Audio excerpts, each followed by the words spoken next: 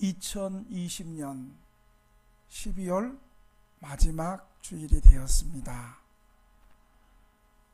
코로나로 인해서 온 세상이 떠들썩하고 요란하며 걱정하며 또 큰 어려움을 당하고 왔는데 죽을 것만 같았고 이제 어떻게 사나 싶었는데 하나님의 은혜 가운데 2020년 마지막 주일까지 왔습니다. 이제 이번 주가 지나면 이제 2020년이 지나가는 역사적인 기로에 서 있습니다.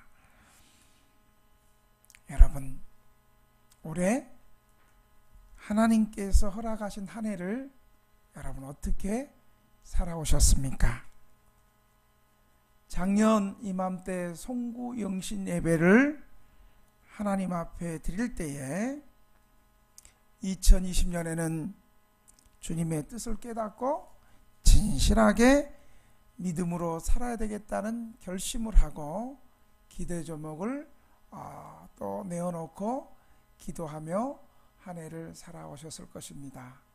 여러분, 송구 영신 예배 때에 그 믿음의 결심과 기도의 제목들대로 그렇게 살아오셨습니까? 특별히 하나님이 허락하신 1년 동안을 저와 여러분은 어떠한 열매를 맺고 살아왔습니까? 농부는 봄에 열심히 씨앗을 뿌리고 파종을 해서 가을에 추수의 열매를 맺듯이 우리는 2020년이라는 한 해를 하나님이 우리 인생 가운데 시간을 허락해 주셨는데 이제 12월은 결산의 달입니다. 오늘 12월을 마지막을 보내면서 나는 올해 인생의 열매를 얼마나 거두고 있는가를 오늘 본문을 통해서 한번 깊이 생각하고 지금까지 살아온 시간들을 점검하는 그런 시간이 되었으면 좋겠습니다. 오늘 본문은 예수님께서 산상수훈을 말씀하시면서 산상수훈의 마지막 결론에 해당되는 말씀입니다.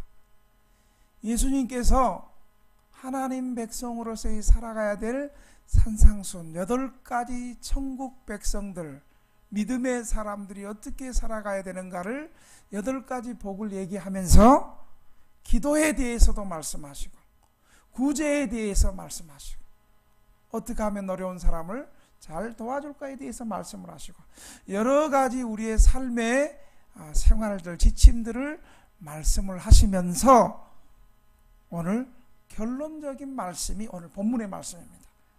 여러분, 아무리 좋은 말씀, 아무리 주옥 같은 말씀을 들어도 행하지 않는 것은 그 말씀대로 행하지 않는 것은 모래 위에 세운 집과 같다라고 말하고 있습니다. 여러분, 모래 위에 집 지어보면 어떻게 해요? 비가 오고 바람이 불면 모래 위에 세운 집은 어떻게 된가요?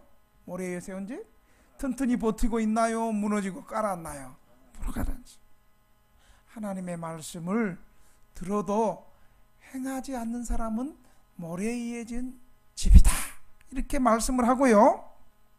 반대로 하나님의 말씀을 잘 듣고 그 말씀대로 행하는 사람은 반석 위에 세운 집이라는 거예요. 반석 위에 지은 집은 바람이 불고 그 다음에 창수가 흐르고 태풍이 불어도 굳건한 반석 위에 지은 집은 떠나가나요? 그대로 서 있나요? 그대로 서 있는 것이라고 말하고 있습니다. 하나님의 말씀을 듣고 행하는 사람은 반석 위에 세운 집같이 튼튼한 집을 하고 오늘 결론을 맺습니다. 하나님의 말씀대로 행하여 열매를 맺는 신자를 진짜 신자라고 말하고 열매가 없는 신자를 가짜 신자라고 말하고 있습니다. 진짜와 가짜의 구별은 어떻게 아느냐? 오늘 본문은 열매를 통해서 진짜 신자는 열매를 맺는구나. 그러면서 오늘 본문은 시작하기를 15절에 거짓 선지자를 삼가라 라고 말하고 있습니다. 예수님도 이 세상에 선한 목자와 싹꾼 목자가 있다고 했습니다. 선한 목자는 양을 위해서 생명을 걸지만 싹꾼 목자는 위험한 일이 생기면 양을 버리고 도망간다라고 말했습니다. 오늘 본문은 진짜와 가짜의 구별 여부는 열매를 통해서 안다고 16절에서부터 19절까지 바로 나무의 열매를 통해서 좋은 나무와 나쁜 나무를 구별한다고 말하고 있습니다. 사랑하는 성도 여러분, 1년 동안 여러분은 인생에 어떤 열매를 맺고 살아왔습니까? 아무리 코로나라고 그래도 나는 하나님 앞에 어떤 열매를 맺고 살았는가? 한 해를 마무리하면서 우리 자신들을 돌아보고 내가 어떤 열매가 있었는가를 점검해야지 새해를 또 준비할 수 있는 거 아니겠습니까? 사랑하는 등대교회 성도 여러분, 이번 한 해 동안 하나님과 교회와 이웃들에게 어떤 열매를 맺었습니까? 우리는 어떤 열매를 맺어야 됩니까? 첫째로 우리는 믿음의 열매를 맺어야 합니다. 저와 여러분은 올 한 해 동안 믿음의 열매를 얼마나 맺었습니까? 그리고 믿음의 열매는 어떻게 맺어집니까? 믿음은 어떻게 생깁니까? 몇 가지로 말하면, 첫째, 로마서 10장 17절은 믿음은 이렇게 생긴다고 말하고 있습니다. 같이 한번 읽어볼까요? 시작! 그러므로 믿음은 들음에서 나며 들음은 그리스도의 말씀으로 말미암느니라. 여러분, 저와 여러분은 이 믿음의 열매를 맺기 위해서 얼마나 하나님의 말씀을 들었으며 이 하나님의 말씀을 듣는 태도가 어떤 태도로 하나님의 말씀을 들었습니까? 하나님의 말씀을 들을 때 이 말씀이 내 삶 속에서 역사해서 내 믿음이 자라기 위해서 나는 하나님의 말씀 앞에 어떤 태도로 살아왔습니까?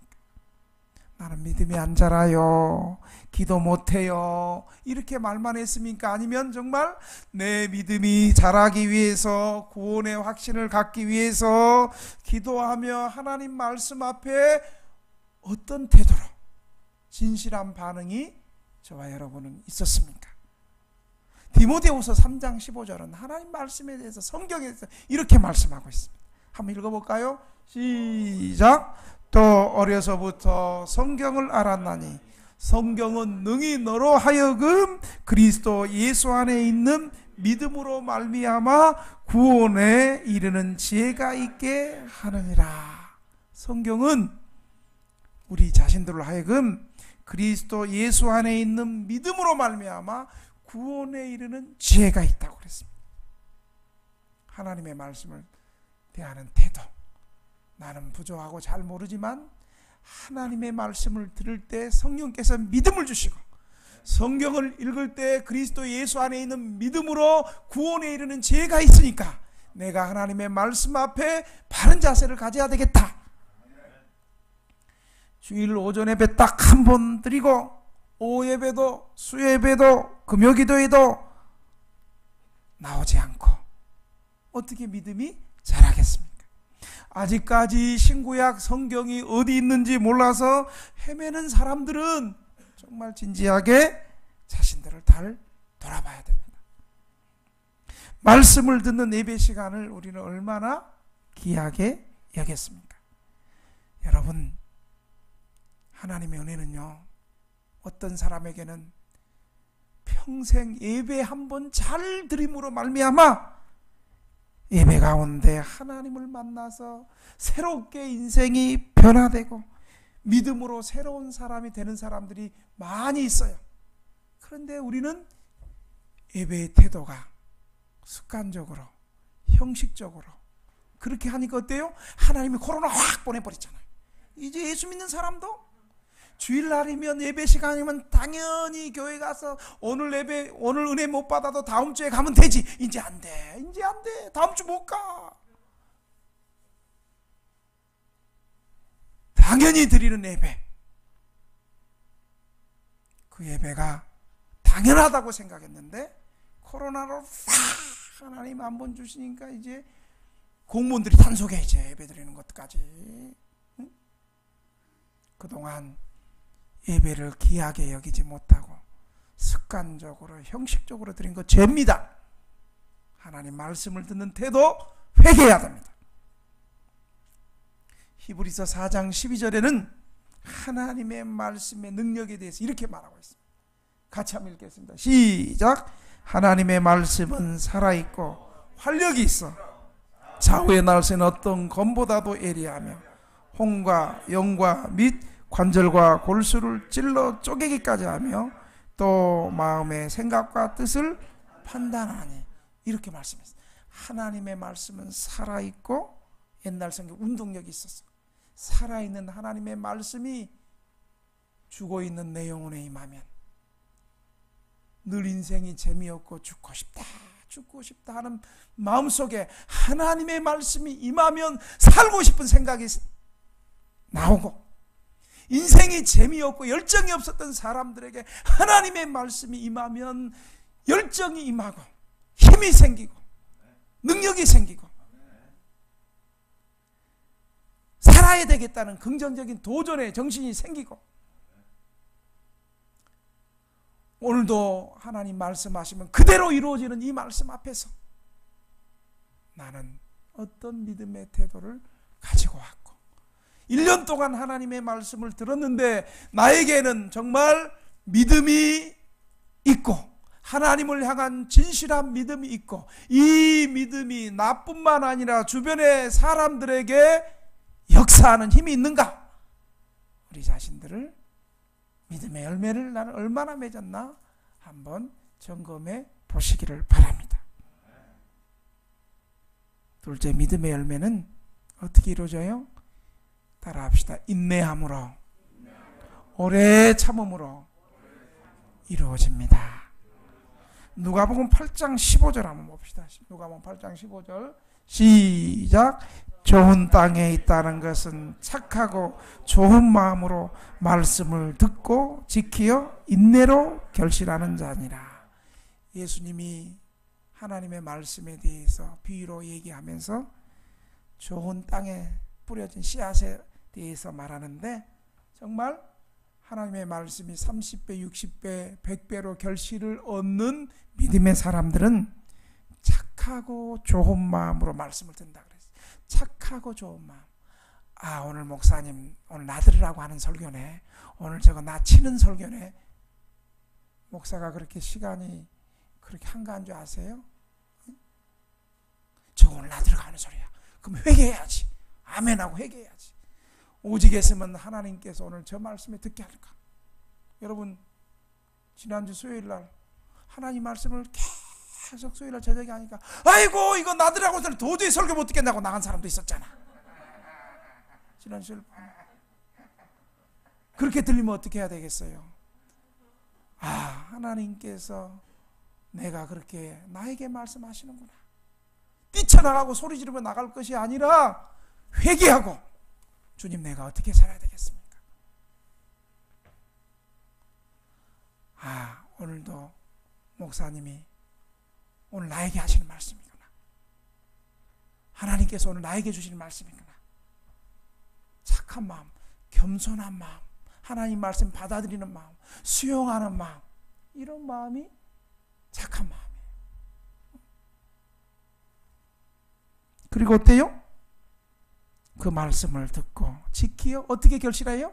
인내로 결실하는, 인내하며. 여러분, 원수 마귀는요, 내가 예수 믿기로 결심할 때 그대로 놔둬요? 그대로 안 놔둬요. 어떻게 하든지 내가 예수 믿고 구원받는 것을 싫어하고 시기하고 질투해서 우리가 예수 믿고 믿음 생활할 때 그대로 안 놔둬요. 하나님 말씀에 의심을 갖다 줘. 원수 마귀는 원래부터 거짓말 장애잖아요. 그리고 하나님 말씀이 저게 그럴까? 의심을 하게 하고, 또 내가 예수 믿는다고 해서 내가 이제 와서 내가 그동안에 뭐 60, 70을 술 먹고 경마하며 내 마음대로 살았는데 이제 와서 예수 믿는다 해서 내 인생이 뭐 새롭게 변화되겠어? 이제 와서 뭐 의리가 있지, 나 그냥 세상 살다가 죽을 거야. 요거 인생의 해이를 갖다 주는 거야. 내가 쪽방에 사는데 우리 쪽방 사람들도 전부 다 젊어하고 술 마시고 막 살아가는데 내가 이 사람들 틈에 뭐 이런 마음을 갖다 주는 거예요.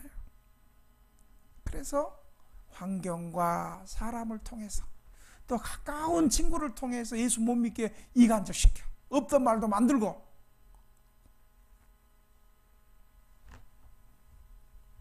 물질 때문에 돈도 없는데 교회 나가면 헌금도 해야 되잖아. 돈도 없는데. 여러분, 교회는 믿음으로 나와요, 돈 들고 나와요? 믿음으로 나오면 돈도 생겨요, 드릴 마음도 생겨요. 믿음이 중요해. 믿음으로 나와야 돼. 믿음으로.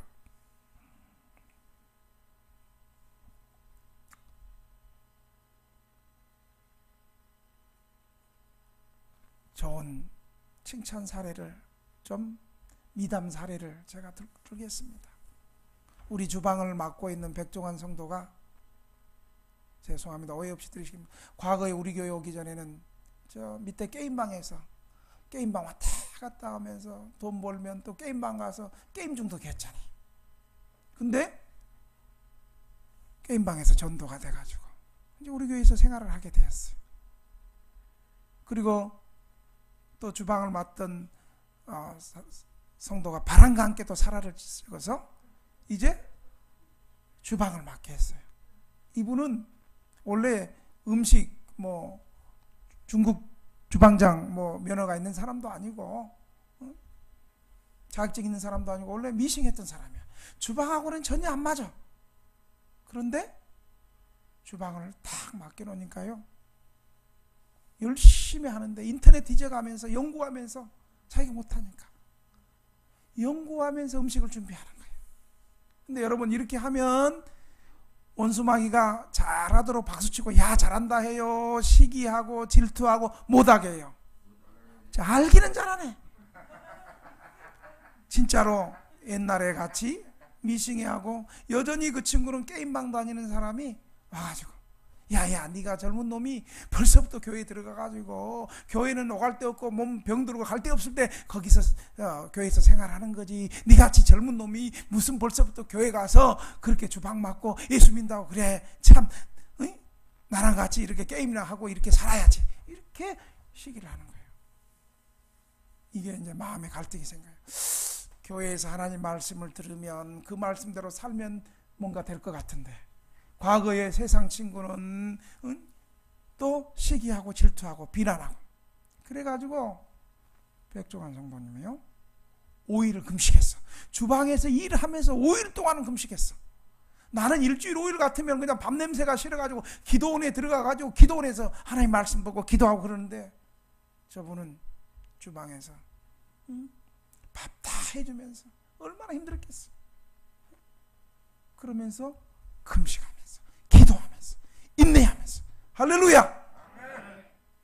그렇게 했더니 어때요? 인내하니 벌써 1년이 되어서 믿음의 굳건히 서가게 된 것을 우리가 다 보고 있지 않습니까?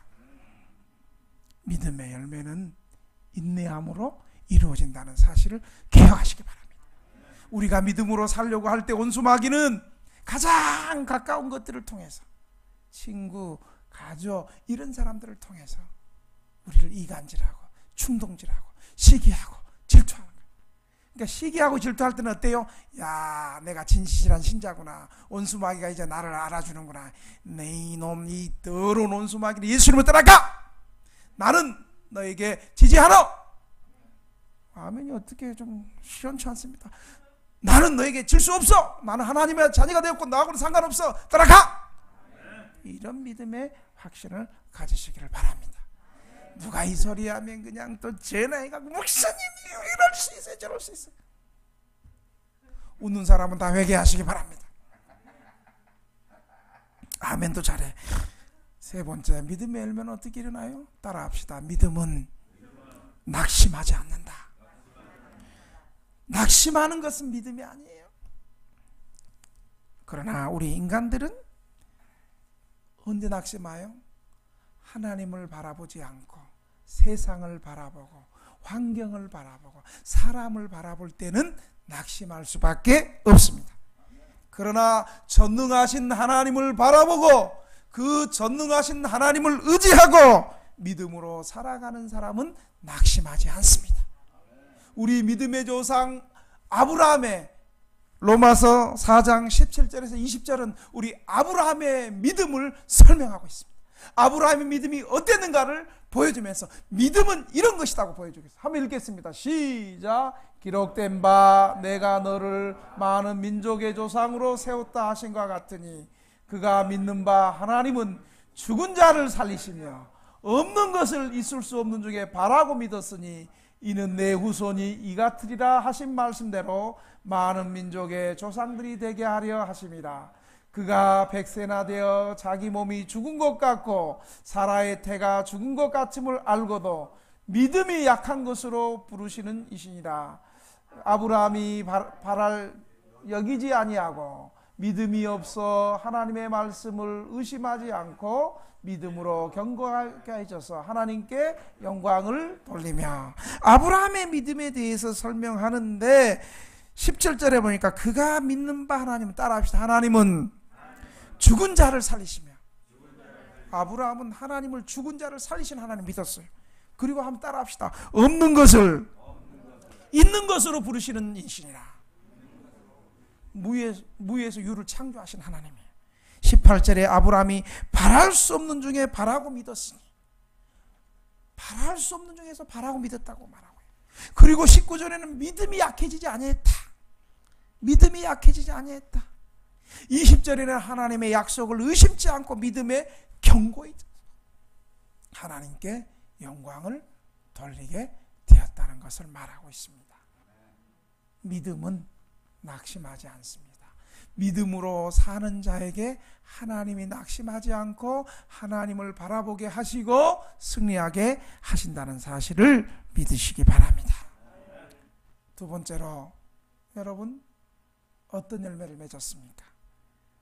여러분, 우리는 긍휼의 열매를 맺어야 됩니다. 남을 불쌍히 여기는 그런 마음을 가지는 열매를 맺어야 됩니다. 나보다 더 부족한 사람을 불쌍히 여기고 그를 도와주고 사랑하는 열매를 여러분 1년 동안 얼마나 맺었습니까? 술 먹고 실수하고 힘들게 하는 사람을 보면 분노가 끓고 저 사람 교회 안 나왔으면 좋겠고 동네에 있으면 안 만났으면 좋겠다. 여러분 이런 마음이 있으면 우리 여전히 주님, 우리 주님은 긍휼이 풍성하신데 나에게는 긍휼이 부족합니다. 다른 사람을 불쌍히 여기는 마음이 부족합니다. 불쌍히 여기고 도와주는 것은 목사나 하는 거지 우리는 못한다. 그러면 안 돼요. 여러분, 왜 우리가 남을 불쌍히 여겨야 돼요? 에베소 2장 4절 5절 한번 볼까요? 에베소 2장 4절 5절 시작. 긍휼이 풍성하신 하나님이 우리를 사랑하신 그 큰 사랑을 인하여 허물로 죽은 우리를 그리스도와 함께 살리셨고 너희는 은혜로 구원을 받은 것이다. 여러분, 우리가 구원받은 기초는요, 하나님 우리를 불쌍히 여겨서 우리가 구원받은 거예요. 하나님이 우리를 불쌍히 여기지 않고 우리의 행위대로 우리의 삶대로 판단하시면 구원받을 사람 한 사람도 없는 거예요. 내가 여전히 죄악 가운데 있었고 죄인이었을 때 하나님이 우리를 불쌍히 여기셨어. 예수님을 보내셔서 우리가 죄인 되었을 때 십자가에 피 흘려 죽으심으로 우리를 향한 하나님의 사랑을 확증하였느니라. 하나님이 불쌍히 여기셔서 우리 구원받은 거예요. 그러므로 우리도 우리보다 좀 부족하고 실수하더라도 그들을 불쌍히 여겨야 돼. 왜요? 나 같은 꼴통도 하나님이 오래 참아주시고 기다려주셔서 어느 순간 예수 믿게 되었고 하나님의 은혜 가운데 구원받게 되었는데, 나를 구원하신 하나님께서 저 사람도 구원해 주실 것이다. 아멘. 따라합시다. 나는 과거에는 꼴통이었는데 하나님이 불쌍히 여겨주셔서 지금은 영통이 되었다. 할렐루야. 꼴통 같은 내 인생을 하나님이 불쌍히 여기셔서 영통으로 만들어주셨어요. 하나님 얼마나 감사해요. 그러니까 나를 구원하신 하나님의 그 큰 사랑이 나보다 부족하고 죄인들에게도 얼마든지 하나님 불쌍히 여기셔서 그도 하나님이 불러주실 수 있다. 아멘. 세 번째로 우리는 또 어떤 열매를 맺었는가 돌아봐야 되냐면 봉사와 헌신의 열매를 맺어야 됩니다. 여러분, 왜 봉사와 헌신의 열매를 맺어야 되는지 아세요? 믿음이 자라지 않고 헌신과 봉사가 생기지 않으면 여러분 믿음 자라지 않아요. 그래서 먼저 예수 믿었는데 나보다 늦게 예수 믿은 사람이 더 헌신하고 믿음으로 살아가면 헌신하고 봉사 안 하는 것들은 시기하고 질투하고 말을 막 만들어내. 지난주 토요일까지 말을 만들더만 나한테. 우리는 하나님의 은혜를 받았으므로 그 은혜에 감사함으로 교회와 이웃을 섬겨야 되는 거예요. 여러분, 헌신과 봉사는 어떤 사람이에요? 은혜 받은 사람이 하는 거예요. 은혜 받으면 그냥 감사해서 이거 하세요 저거 하세요 안 해도 내 삶 속에 하나님의 은혜가 감사해서 섬기며 헌신의 자리로 갈 수 있는 거예요. 여러분, 봉사 어떻게 해요? 기분 좋을 때는 봉사하고 기분 나빠 에이 안 해 하고 욕하고, 그거는 기분으로 하는 건 봉사가 아니에요. 봉사는 책임감으로 하는 것도 아니에요. 따라합시다. 봉사는 감사한 마음으로, 겸손한 마음으로, 충성스럽게 끝까지 내가 하고 싶은 거 하는 것이 아니라 필요한 것을 봉사하는 것이다. 이게 바로 봉사예요. 첫째, 감사한 마음으로 봉사하는 거예요. 감사한 마음이라는 건 뭐예요? 나 같은 죄인을 구원하신 주님의 은혜가 너무 감사해서 내가 주님을 어떻게 섬길까? 시편 기자가 바로 시편 116편 12절에 14절 이렇게 말하는 거예요. 같이 읽겠습니다. 시작. 내게 주신 모든 은혜를 내가 여호와께 무엇으로 보답할까? 내가 구원의 잔을 들고 여호와의 이름을 부르며 여호와의 모든 백성 앞에서 나는 나의 소원을 여호와께 갚으리로다. 아멘. 둘째, 어떻게 봉사해요? 겸손한 마음으로 해야 돼요. 겸손한 마음이란 뭐냐면 나 같은 부족한 사람에게 이 일을 맡겨주시니까, 나보다 잘나고 똑똑하고 잘할 수 있는 사람 많은데 나같이 자격 없고 부족한 사람에게 이 일을 맡겨주시니까, 섬길 수 있는 기회를 주시니까 감사합니다. 이게 겸손한 마음이에요. 여러분, 하나님이 맡겨주시고 기회 주실 때 교만하게 안 하는 것들은 다 기회 다 잃어. 있는 것도 뺏겨버려. 그게 달란트 비유 아니겠어요? 하나님이 주신 기회를 주실 때 못하고 묻어두고 안 하면 게으르면 잘한 사람한테 있는 것까지 다 줘버려. 이게 마지막 때의 은혜예요. 있는 것도 뺏어서 잘하는 사람한테 주는 거예요. 할렐루야. 세 번째로 어떻게 봉사해야 돼요? 충성된 마음. 여러분, 충성된 마음이라는 것은 처음과 끝이 변함없이 진실되고 참된 마음으로 끝까지 섬기는 거예요.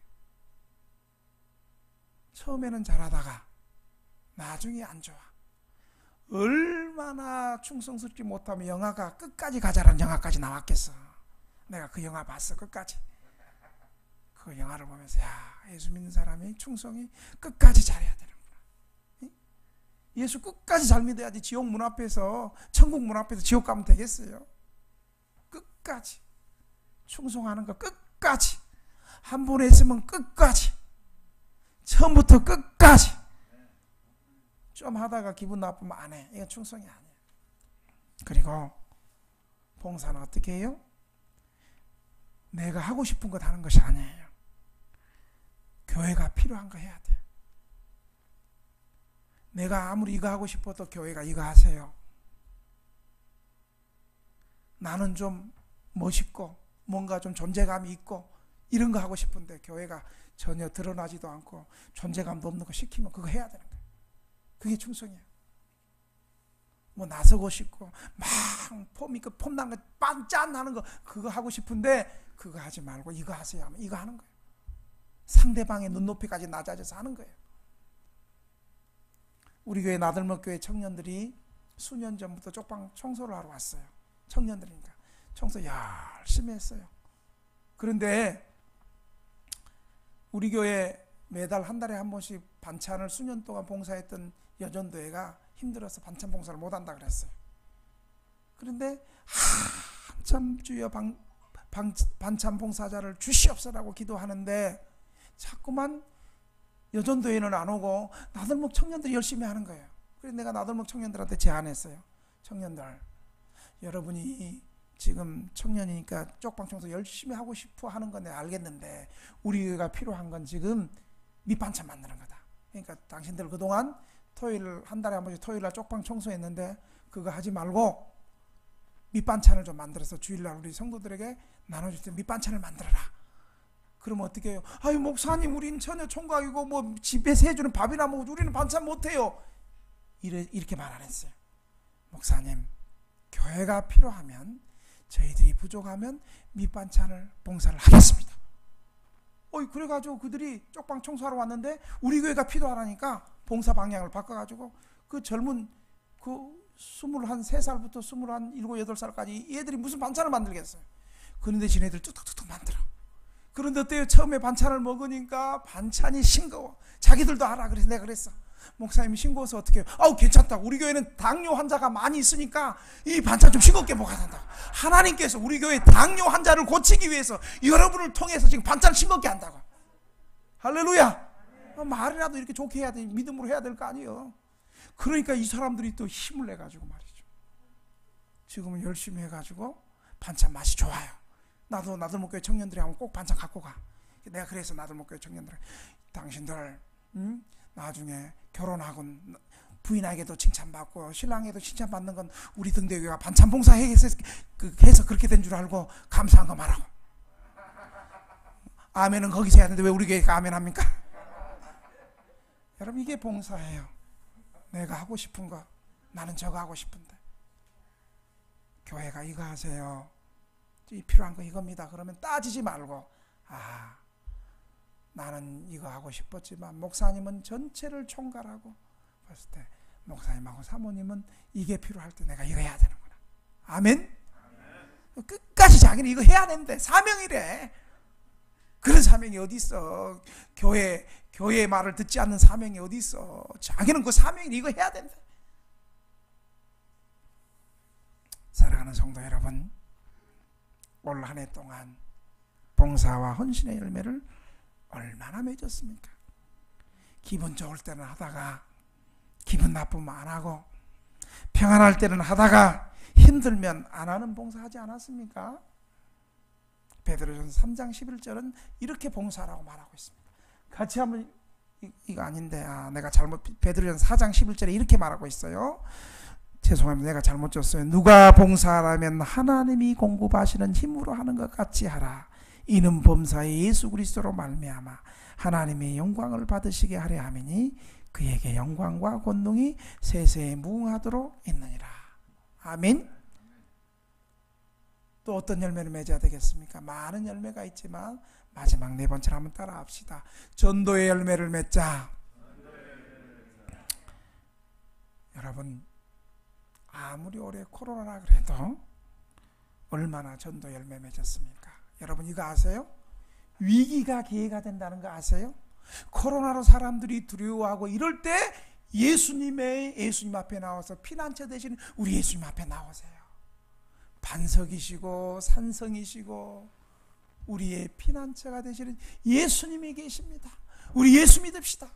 여러분 오히려 코로나 때 더 전도할 수 있는 기회. 코로나 때 오히려 더 부흥할 수 있는 기회. 항상 부흥하는 교회는 IMF 때도 교회 건축하고요. 항상 부흥하는 교회는 코로나 때도 부흥하는 교회. 할렐루야. 우리 등대교회가 그런 교회가 됐으면 좋겠습니다. 그런 교회가 되고 있죠. 1년 동안 코로나 핑계 대면서 지 가고 싶은 거 다 가고 먹고 싶은 거 다 먹고 돌아다니는 거 다 가고. 내가 주일날 평소에 이렇게 쪽방 돌아다니면서 코로나 때도 예수 잘 믿어야 된다고, 응? 예수 믿어야 된다고 그랬더니 목사님 나 교회 못 가요. 그러면서 주머니에 보니까 술병이 있고 먹을 거 있고 돌아다니니까 다 돌아다니더만. 응? 코로나 때 뭐 교회는 못 가도 보니까 주일날 보니까 놀러 갈 건 다 가고, 응? 한강 시민공원이든 뭐 좋은 카페든 뭐 거리두기는 무슨 거리두기요. 거기 다다다다다닥 붙어가지고 카페에서 먹고 마시고 마스크도 안 하고 그러고 있더만. 그러면서 교회는 못 나간대. 주님은 하늘과 땅의 권세로 평생 너희와 함께 하리니 온 족속을 열방을 제자 삼는 일에 주님이 함께 하신다 그래. 언제 주님이 함께 해서요? 전도할 때 함께 하신다 그러는 거예요. 여러분 우리 교회 최초로 췌장암 암병 말기 환자가 언제 치유가 된지 아세요? 제가 개척 2년 때 찾아가서 전도할 때 암병 환자를 하나님께서 치유하시고 돌아오는 역사가 일어난 거예요.